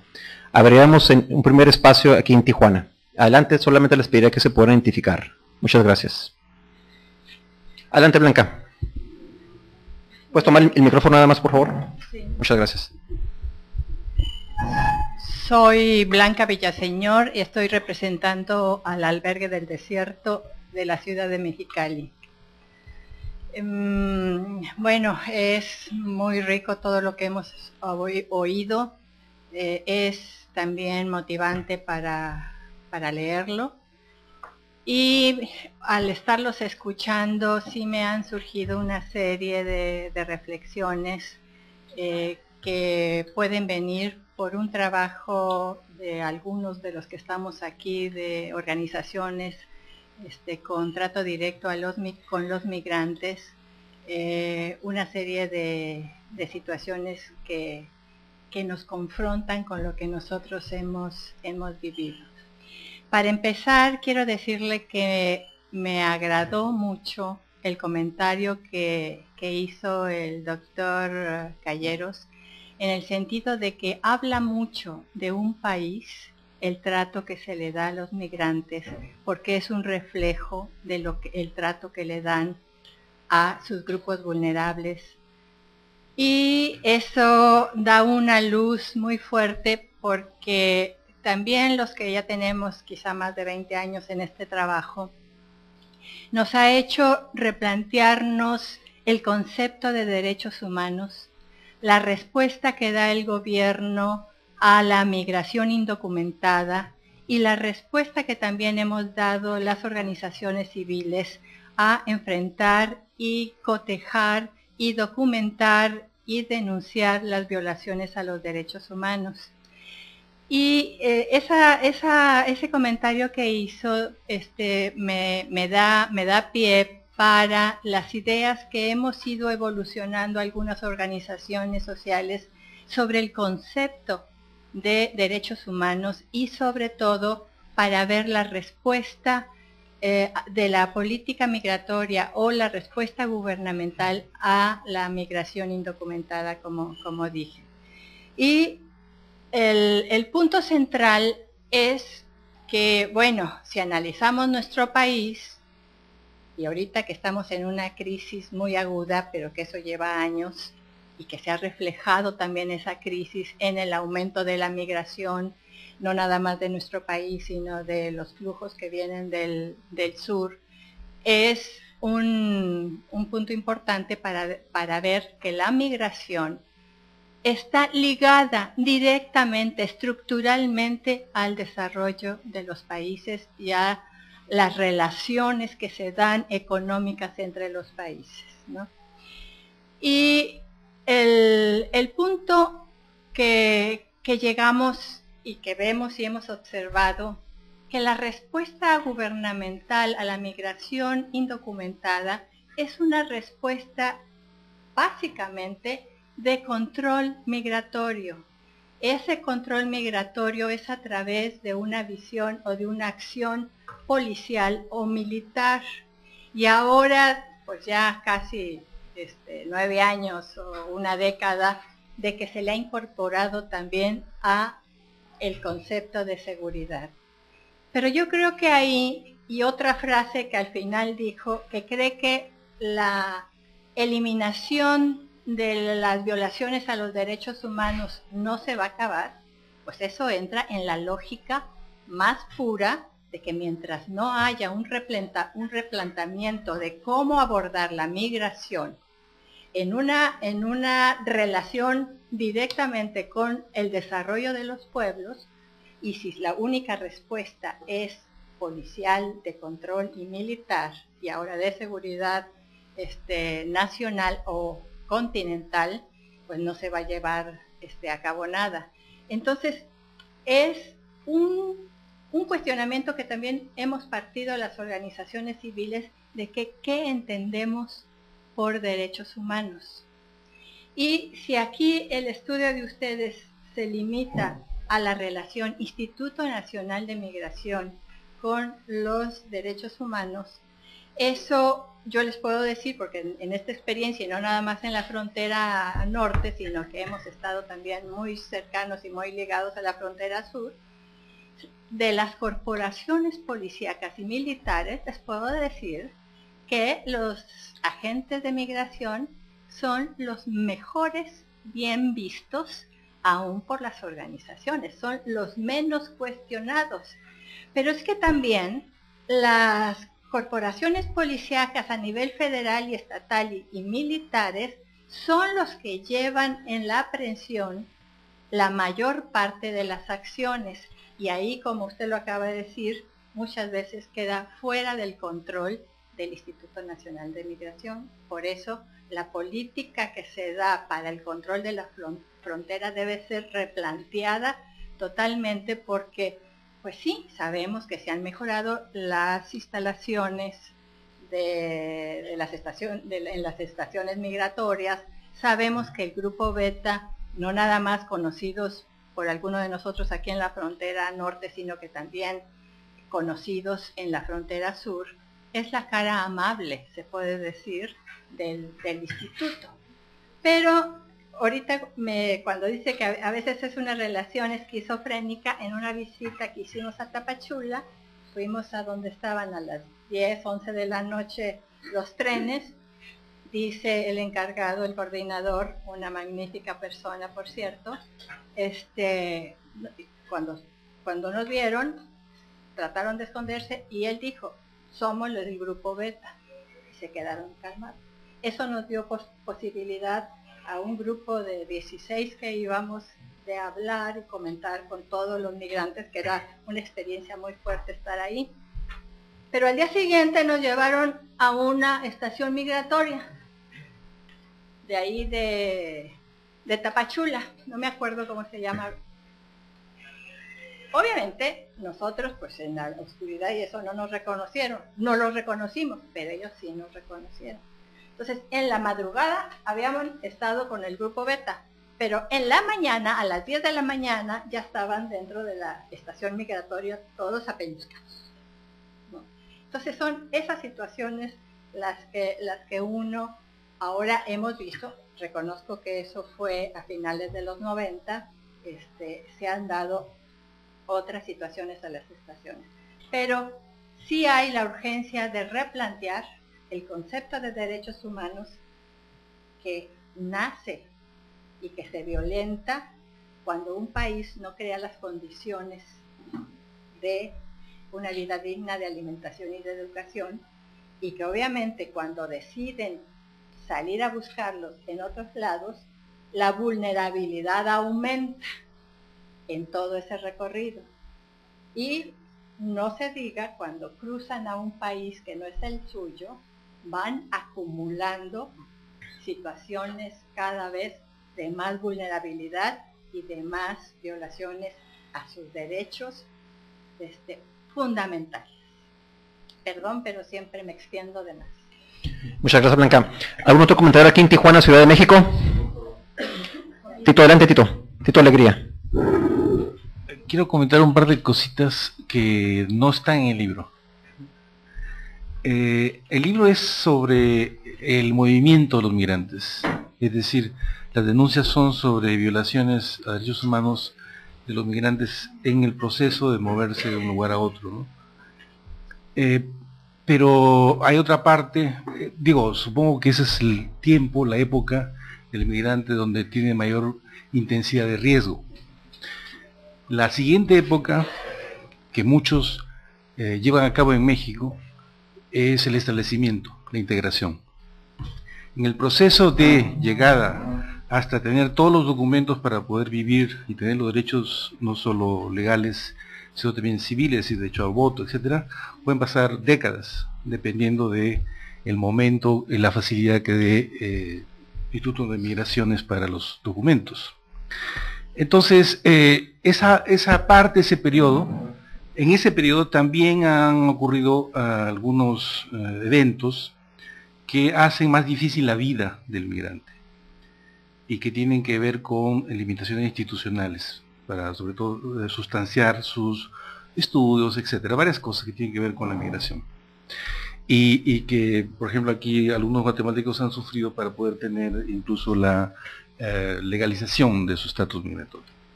La segunda cosa es sobre la ley de población. El resultado final de la evaluación de cada año del Instituto Nacional de Migración depende en parte del conjunto de normas de la ley, porque el instituto lo que hace es aplicar la ley, ¿no? Eso es su objetivo, es su misión, digamos. Si la ley es un rosario de reglamentos y de amenazas punitivas, etcétera, cárcel, etcétera, es evidente que las personas que van a aplicar la ley tienen más instrumentos para la extorsión, etcétera. Entonces, con una ley chiquitita habría menos instrumentos para hacer la extorsión. Con una ley muy larga, es decir, que prohíbe muchas cosas, hay más elementos para la extorsión o cualquier otro tipo de violación a derechos humanos. En este sentido, la ley está orientada, casi todos el sentido que tiene la ley de población, a lo que es seguridad nacional y a lo que es la ilegalización de la situación del migrante y su castigo por ser ilegal. Esa es una visión que no toma en cuenta lo que ya se comentó, que recientemente, en las últimas 2 décadas, la migración entre países de América Latina ha crecido enormemente. México es uno de los casos más bajos en la recepción de la migración internacional. Apenas la mitad del 1% no nació en México, de la población que reside aquí. Pero Chile, por ejemplo, tiene 1.3 de su población que nació fuera de Chile. Y así casi todos los países sudamericanos tienen arriba de 1% de extranjeros, llegando hasta 2,5%. o 3 creo en el caso argentino me parece. Entonces, teniendo en cuenta esto, y teniendo en cuenta por otro lado de que según un estudio del Instituto Nacional de Migración, con datos del censo del 2000, la tercera parte de los inmigrantes en México tienen estudios universitarios extranjeros, versus el 10-11% de la población total. Es decir, que hay un capital humano que no se formó aquí, que llegó aquí, etcétera, que es aprovechable y que se está aprovechando, digo que tiene sentido por el lado del desarrollo del país. Teniendo en cuenta esas cosas, una parte del cambio de la ley que habría que cambiar es orientarla justamente como el sentido que tenían en una época lo tuvo la ley de inmigración de Estados Unidos, que facilitaba enormemente la llegada, o la canadiense que todavía lo tiene, que facilitaba enormemente la llegada de personas con algún tipo de formación. Porque es justamente la edad de migración es generalmente la edad de trabajar, y si ya está formado, mejor. Entonces, en términos del desarrollo del país, o más bien, la ley tomando en cuenta este sentido del desarrollo del país debería cambiar por ese lado y hacer más fácil, y con eso habría menos reglamentos que hacen más posible la extorsión del migrante en el flujo. Entonces, lo que quiero resaltar es la relación que existe entre lo que dice la ley, el sentido de la ley, por un lado, y en su aplicación como la ley es usada para, de manera indirecta, generar más situaciones de riesgo y violación a derechos humanos. Nada más. Muchas gracias, Tito. Ciudad de México, ¿algún comentario? Agradecemos que fueran muy puntuales por cuestiones de tiempo. Mi nombre es William Metirus, maestro en ciencia de la sociología. Sí. Aquí una pregunta, doctor Ramos. Sí, un segundo ahorita le damos la palabra, ahorita que termine Tijuana, un segundo.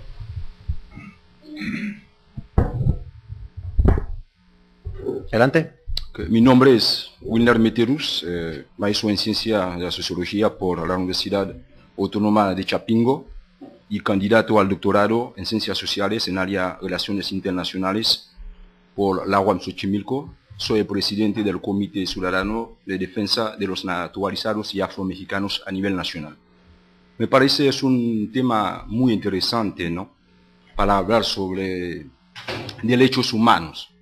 Por ejemplo, en el caso de México, sabemos muy bien, es uno de los países que no respeta derechos de los ciudadanos. Por ejemplo, derechos humanos tiene muchos que ver, no solamente en área de derechos humanos, tiene varios factores en área de educación, a la salud para los ciudadanos. Por ejemplo, el trato que el gobierno mexicano está dando a los centroamericanos es algo infrahumano. Por ejemplo, en el caso del Distrito Federal, en el centro de detención de Iztapalapa, la forma como los agentes de la migración agarran a los centroamericanos allá dentro de ese centro, la condición de vida es algo infrahumana. Y aparte de eso, adentro de nuestro país, hay migración interna. La forma como los agentes de la migración están tratando a los indígenas, por ejemplo, en Tapachula, a veces los agentes de la migración agarran a los indígenas por centros americanos y después al final una disculpa, ¿no? Pero son ciudadanos, es algo racista. Su servidor Meterus Wilner, como ciudadano mexicano, hace 3 años yo fui víctima en el aeropuerto internacional con un pasaporte del gobierno mexicano, lo que me dijo el agente de la migración que un negro no puede ser mexicano. Fue una nota que salió a nivel nacional e internacional. Y aparte de eso, sobre el tema de derechos humanos, me parece que no hay un diseño bien definido por el Estado mexicano. Por ejemplo, no hay justicia. Por ejemplo, en la exposición del representante del Instituto de Migración, usted mencionaba que en los años 70, 80 había bastante abusos en los países de América Latina. Sí, había gobiernos militares. Usted no mencionaba lo que pasó con violaciones en los años 68 con los estudiantes que mataron muchos de ellos por sus propias reivindicaciones. Y por ejemplo, en el estado de Mexicali, con los movimientos estudiantiles en el año 80, hubo bastante disparición. Me parece que no hay una política sobre el tema migración por parte del gobierno mexicano frente al gobierno de Estados Unidos.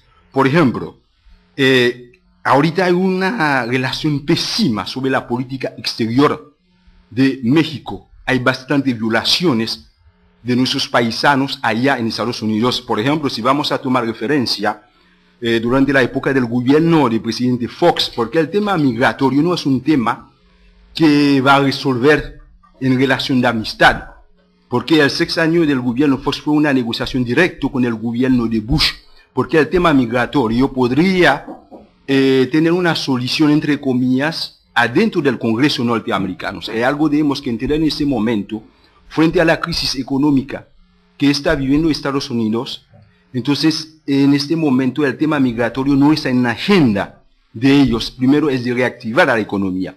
Yo estoy de acuerdo mucho con la doctora Blanca, como mencionaba, que el Estado mexicano debe hacer un nuevo diseño con objetivo bien definido. Por ejemplo, si no hay justicia social frente a las demandas de los ciudadanos, es muy difícil que en este país para hablar de derechos humanos. Por ejemplo, en el caso de Chile, hubo reforma. Había un gobierno dictatorial, lo de Pinochet, pero hay justicia. Hay grandes funcionarios, en este momento están en la cárcel. Durante la época del gobierno de Fox había una comisión de la verdad, pero no hubo resultado con la denuncia de los ciudadanos.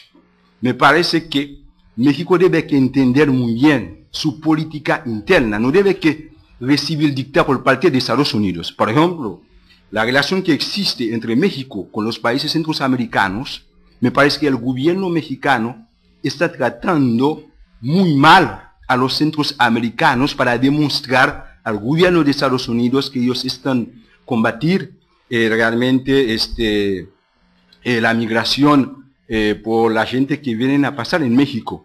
Pero tenemos que analizar al fondo cuando los agentes de la migración agarran, por ejemplo, un centroamericano, antes de expulsar la persona adentro del país, hay que analizar bien si la persona no tiene problema política en su país. Me parece que en este momento también, frente al tema migratorio, no hay una política bien definida por parte del Estado mexicano. ¿En qué sentido? Ya tenemos problemas de desempleos.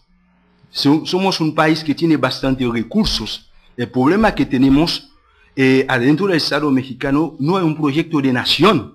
Si estamos hablando de cuestión de violación de derechos humanos, con el gobierno de alternancia, ahorita la situación es más peor en comparación con los gobiernos anteriores en este momento.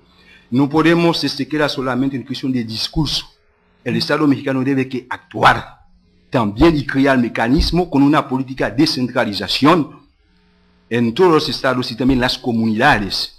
Por ejemplo, adentro del Instituto de Inmigración hay bastantes denuncias, pero el gobierno no está haciendo nada.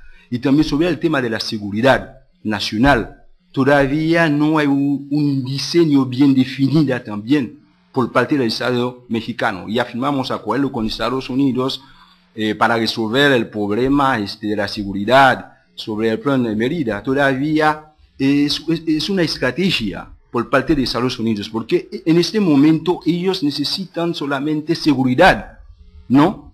Para su país. Por ejemplo, en el caso de la política de Obama en este momento, ¿no?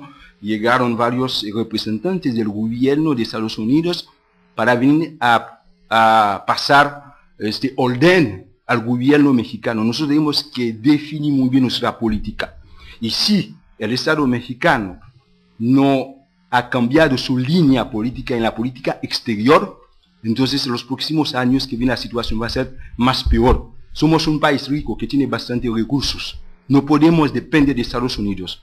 Sobre el tema de comercio, es el momento a México para buscar canales de comercialización con los demás países. Por ejemplo, lo que está haciendo Brasil ahorita es algo muy interesante. Si hace 15 años el Producto Interno Bruto de nuestro país era mejor que Brasil, ahorita Brasil al futuro podría ser como una potencial económico, ¿no?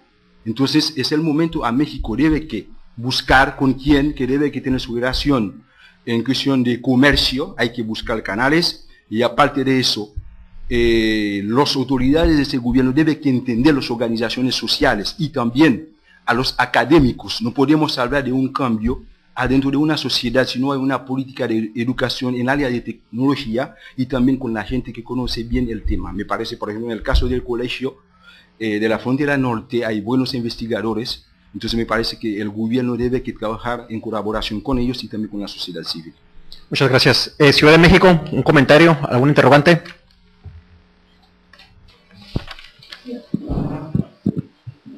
¿No hay? Bueno. Hacia adelante, Sí, adelante. sí hay, Ciudad de México. Sí, adelante. Antes que nada, tardes a todos y agradecer solamente a lo que es el Colegio de la Frontera Norte por su hospitalidad y por ser una institución de excelencia académica. Quiero referirme de manera concreta y breve al tema que hoy nos ocupa. Nos preocupa, pero también nos ocupa.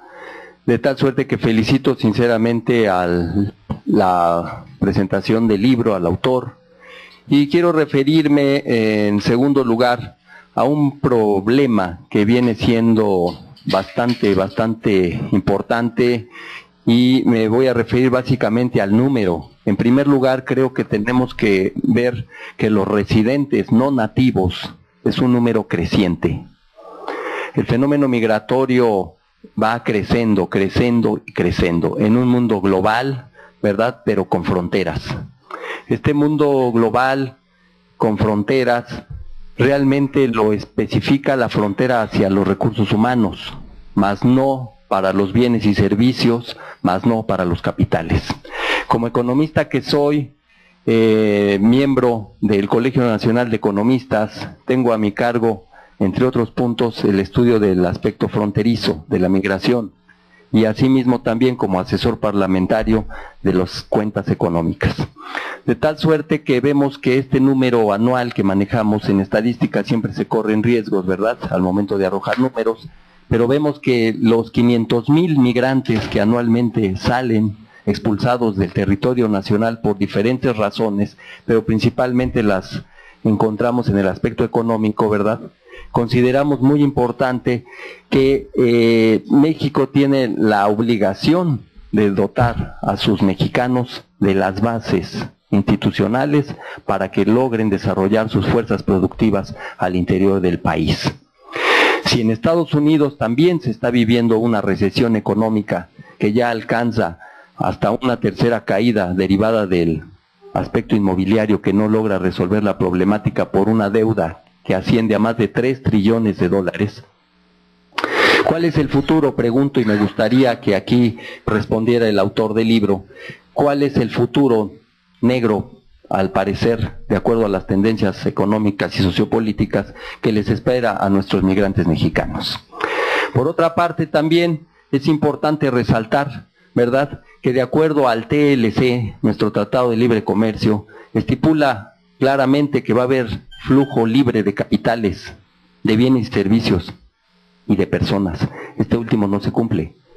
De tal suerte que, bueno, tenemos que abordar la temática desde un punto político, de sentarse a negociar ahora que viene Michelle Obama y que se establecen vínculos de acercamiento con el presidente Obama para alcanzar lo que hemos venido trabajando desde hace ya varios sexenios, en el sentido de alcanzar un acuerdo migratorio. El tan anhelado acuerdo migratorio es algo que debe de suscribirse, ¿verdad?, para avalar así la multiculturalidad que debe reinar en los Estados Unidos de América, una nación de gente migrante y que se ha enriquecido gracias a la fuerza de los migrantes. De tal suerte que sí quiero hacer de conocimiento que este es un énfasis que no debemos olvidar, es un punto en el cual debemos de hacer énfasis y no debemos de olvidarlo. El acuerdo migratorio, recalcarlo sobremanera, para que todos nuestros ciudadanos, y no nada más los ciudadanos mexicanos, sino todos aquellos que emigran a aquel país, ¿verdad?, alcancen el rango de ciudadanos, lo subrayo. Finalmente, me gustaría escuchar el comentario, ustedes que están más cerca de los Estados Unidos, cómo perciben allá el dato de la ley Obama en materia de salud. Es otra ley que al parecer deja al margen de los beneficios a alrededor de 6 millones de mexicanos. Por mi parte sería todo y agradezco nuevamente la hospitalidad del Colegio de la Frontera Norte y a los presentadores del libro. Muchas gracias, buenas tardes, un abrazo. Muchas gracias. ¿No hay otra pregunta ahí en Casa Colef? Consuelo. No, ya no, doctor. De acuerdo, muchas gracias. Compañero. Buenos días. Joselito Fernández Tapia, del estudiante del Colegio de la Frontera Norte. La pregunta es en relación un poco a lo que mencionaba de alguna manera el doctor Tito. Es como, o sea, si hay ya un replanteamiento, un planteamiento posible para establecer tal vez criterios legales o alguna ley para el proceso de regularización en forma más específica, ¿no?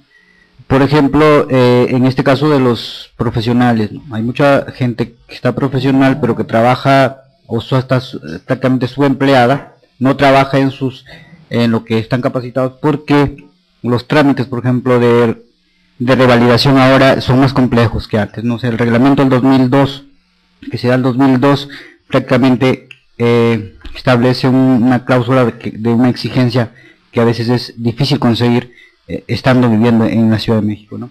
Entonces, por ejemplo, a veces es un factor que entra o afecta directamente a lo que tiene que ver con trabajo. Y el otro, los aspectos legales que puedan favorecer realmente a ese encuentro de trabajo, porque cuando se busca trabajo, las empresas o los empleados, cualquiera que sea, mandan a migración. No tiene el servicio, no tiene la visa de trabajo, no tiene permiso, no se puede. En migración, cuando van, les mandan nuevamente, no, pues si les dan una carta de empleo, entonces sí les damos de migración. Entonces hay ese ida y venida y al final se quedan irregulares, ¿no? Entonces, respecto a eso, fundamentalmente. Muchas gracias, Joselito. Bueno, le damos la palabra al doctor Juan Carlos Calleros para que dé algunas precisiones al respecto. Adelante, Juan Carlos. Pues muchas gracias por todas las preguntas, las inquietudes. Esto muestra que es un tema que por un lado genera una reacción en ocasiones muy emotiva, muy apasionada, y eso es bueno porque estamos hablando de cuestiones fundamentales como son los derechos humanos de los migrantes, y también se ha manifestado que es un tema que pues toca desde luego a otras esferas que no están abordadas específicamente en el libro, pero sin duda no podemos olvidarlas del todo, y por eso se entiende que se mencione pues la esfera de la legislación migratoria, la esfera económica, la esfera sociocultural del país, y ya en forma más específica, como la última pregunta, pues los procedimientos migratorios, y desde luego son temas que no están explícitamente tocados en el libro, pero sin duda se traslapan, se tocan, se conjuntan, y bueno, trataré de dar una respuesta general y muy comprensiva, o lo más comprensiva posible, en atención al tiempo, y de que ya nos hemos extendido quizá demasiado, pero les agradezco a toda su atención. Rápidamente, pues les diré que, en primer lugar, la ley migratoria, pues sí, en efecto,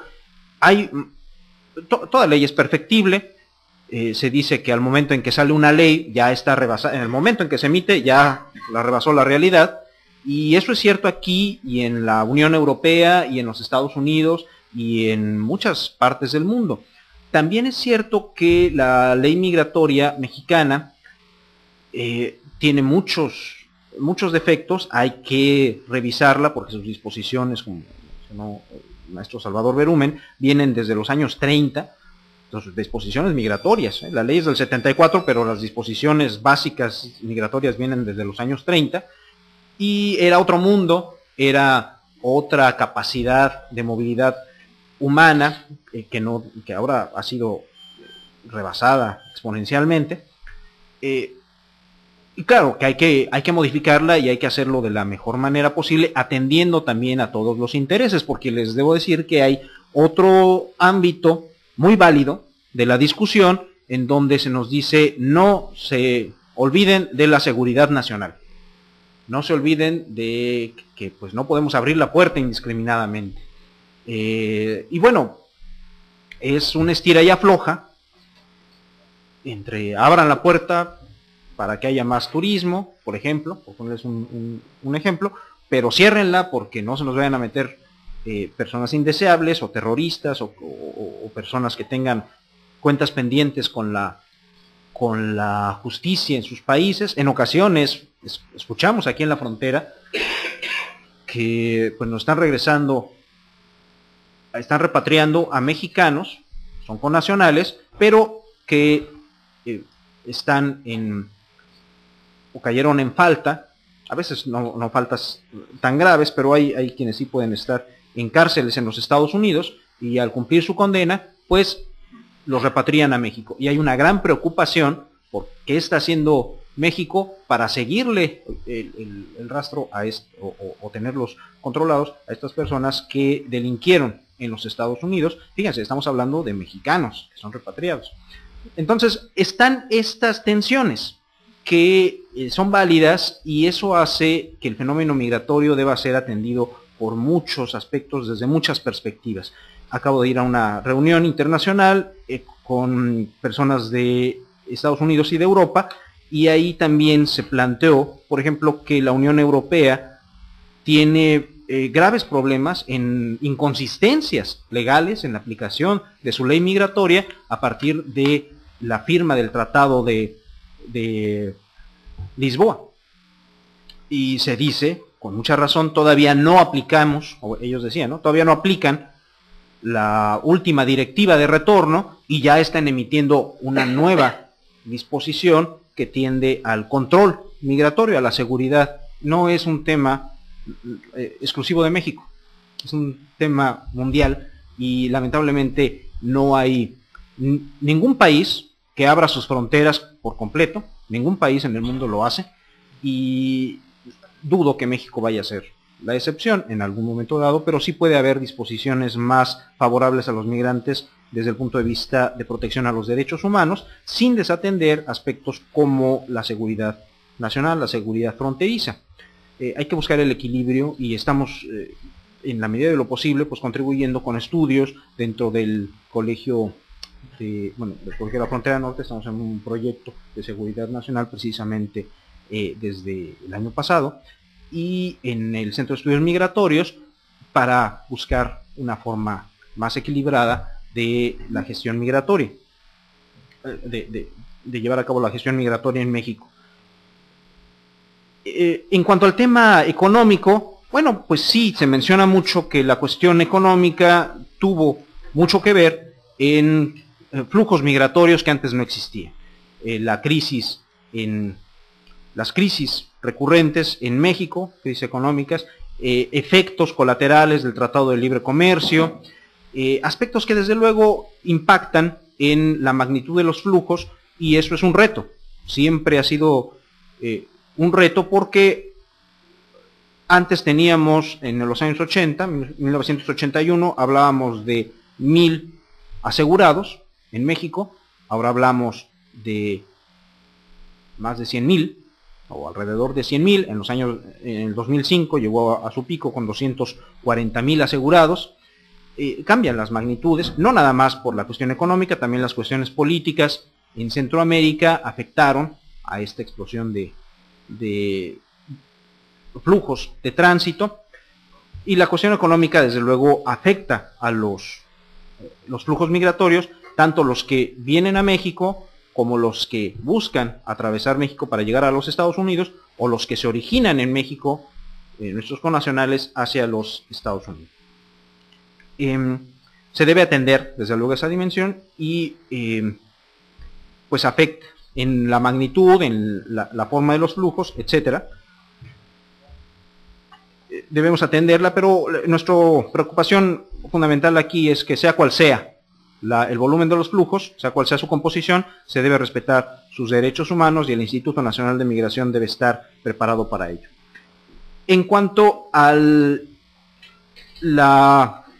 trato que se le da a los extranjeros, tiene mucha razón el egresado de la Universidad de Chapingo y de la UAM Xochimilco, tiene mucha razón, y desde luego hay casos en que algunos de nuestros agentes lamentablemente pues no muestran la cara más amable posible. Porque están estas dos preocupaciones, ¿sí? Cumplir la ley y proteger los derechos humanos. Pero si no cumplen la ley estrictamente, pues también hay consecuencias para el agente migratorio. Pero podría ser de una forma más amable, más digna, o preservando la dignidad de los extranjeros en México y de los mexicanos nacionalizados, de los extranjeros nacionalizados mexicanos, como fue su caso, y desde luego pues eso es absolutamente inaceptable. El comentario que se le hizo en el Aeropuerto Internacional de la Ciudad de México sigue ocurriendo, lamentablemente, cada vez menos esperamos, y cada vez con mayores sanciones para quienes incurran en esas conductas. México desde luego tuvo un periodo también de violación a derechos humanos muy extenso. Cuando yo me refería a los gobiernos latinoamericanos, quise incluir a México también, ¿sí? Desde luego, el 68, la guerra sucia de los años 70, pues todo eso, desde luego, contabiliza como violaciones graves, muy graves de derechos humanos también en México. No quise excluir a México de ninguna manera, está incluido ahí en el otro estudio también que mencioné hace unos momentos. Finalmente, y espero, o al revés, me disculpo si no doy respuesta a algunas de las inquietudes aquí manifestadas, que tengan más que ver con los derechos humanos. ¿Cuál es el futuro para nuestros migrantes mexicanos? Pues sí, desde luego, se debe recalcar la necesidad de un acuerdo migratorio. Es difícil que ocurra en el corto plazo, pero a mí me parece que en el largo plazo podríamos apelar a un proceso de un mejor arreglo demográfico, de intercambio demográfico. Esa es otra hipótesis que también habría que buscar. La expresé en una reunión en San Diego. Parece que hubo cierta aceptación a la idea de complementariedad demográfica. Esto es, buscar un arreglo para que nuestros connacionales en Estados Unidos, en particular, puedan aspirar a la ciudadanía, como se mencionó en una de las intervenciones, pero también programas de trabajadores temporales, porque los estudios más recientes han mostrado que la circularidad de la migración es benéfica para el desarrollo tanto de los países de llegada como los países de envío, y quizá tener muy en cuenta un factor que no se consideró o no se consideraba antes, pero es la seguridad fronteriza. No podemos llegar a un acuerdo migratorio con los Estados Unidos sin la variable de la seguridad fronteriza. Lamentablemente, o afortunado o desafortunadamente, pero esa variable llegó para quedarse y hay que considerarla. Finalmente, los trámites de revalidación, que son más difíciles que antes, no me extraña, porque ha habido un cambio reciente en el Instituto Nacional de Migración. Se acaba de emitir, no tiene mucho, el nuevo manual de trámites migratorios, y a lo mejor en algún momento, por ahora, mientras hay los ajustes adecuados, pues parece que son las cosas más difíciles. No es así la intención. La intención no es hacerlo más difícil, es hacerlo al revés, más fácil. Pero puede ocurrir que haya desajustes en la aplicación de un nuevo manual, de nuevas disposiciones. Y bueno, también es importante buscar que las soluciones sean cada vez más perdurables y de mayor alcance, como a través de una nueva ley de migración en general, aunque las disposiciones generales de la ley las sabemos, no necesariamente tienen que ver con que Estados Unidos nos diga qué hacer con los migrantes, como se mencionó también, sino también es una decisión nacional. En alguna ocasión, la comisionada del Instituto Nacional de Migración planteó severamente a los legisladores que alguna vez también le plantearon, ¿no? Bueno, ¿y por qué no los dejamos pasar? Pues dice, cambien la ley, ¿verdad? Ustedes son los legisladores, ¿por qué no? Ustedes discútanlo, ustedes decidan, ustedes son nuestros representantes. y bueno, en ese momento el legislador que le estaba reclamando pues cayó, porque efectivamente ellos son los que deben, son nuestros representantes. Si esa es la decisión, pues que lo digan ellos, ¿verdad? Pero o que cambien la ley, pero mientras la ley esté así, pues se debe aplicar, y se debe aplicar de la mejor manera posible, en beneficio de México, resaltando nuestro interés nacional. También está en el interés nacional de México no ser un corredor de tránsito en donde pues simplemente se les deje pasar, porque si no los dejan pasar en los Estados Unidos, se nos pueden estar quedando en las ciudades fronterizas, y eso plantea graves problemas de todo tipo, ¿sí? de sobrecarga poblacional en ciudades que no están pensadas para recibir ni hospedar a tantas personas, si la decisión general de política migratoria fuera otra. Pero bueno, esos son temas que desde luego escapan a este estudio, solamente invierto algunas ideas de respuesta, y bueno, pues les agradezco a todos su participación, sus preguntas. Una disculpa si no respondo a algunas, pero es que se me escapan. Les agradezco mucho, y bueno, no sé si haya alguien. Sí, un comentario muy general para finalizar, Juan Carlos. Hay tres temas, bueno, dos de ellos que se tocan en el libro, y que daremos que profundizaremos un poco más el próximo miércoles, del cual invitamos a nuestros asistentes que están en Casa Colef, porque presentamos un seminario sobre el impacto de la política de seguridad, ¿sí?, en la política de migración, especialmente en flujo de inmigrantes. Es el proyecto del cual hacía referencia en algún momento de tu intervención. En esa sesión vamos a presentar un análisis sobre tres elementos centrales, dos de ellos que los tocas en tu presentación, los elementos que tienen que ver con el marco institucional y el marco legal de la política migratoria, y sobre todo esto cómo impacta en la migración. Y el otro tema central que vamos a abundar es el tema del impacto de la política de seguridad, tanto fronteriza como nacional y pública, ¿sí?, en los temas de migración. Lo cual, pues, invitamos a nuestros asistentes aquí en Tijuana, igualmente en la Ciudad de México. Seguramente en los próximos días les llegará la invitación. Juan Carlos, pues muchas gracias nuevamente por estar aquí en el Colegio de la Frontera Norte. Creo que fue un momento muy oportuno para intercambiar puntos de vista sobre diferentes temas, y sobre todo con una problemática que seguramente en los próximos años se va a agudizar, pero que en la medida en que cada quien asuma sus responsabilidades, ¿sí?, en el ámbito que le corresponda, y en la medida en que se pueda de alguna manera reducir, ¿sí?, o controlar los flujos migratorios, y obviamente salvaguardando los derechos humanos, creo que se puede avanzar en la disminución de las problemáticas que ello implica. Muchas gracias y seguimos en comunicación. Igualmente, muchas gracias a nuestros amigos en Casa Colef, y ojalá que nos puedan acompañar el próximo miércoles. Hasta luego, adiós.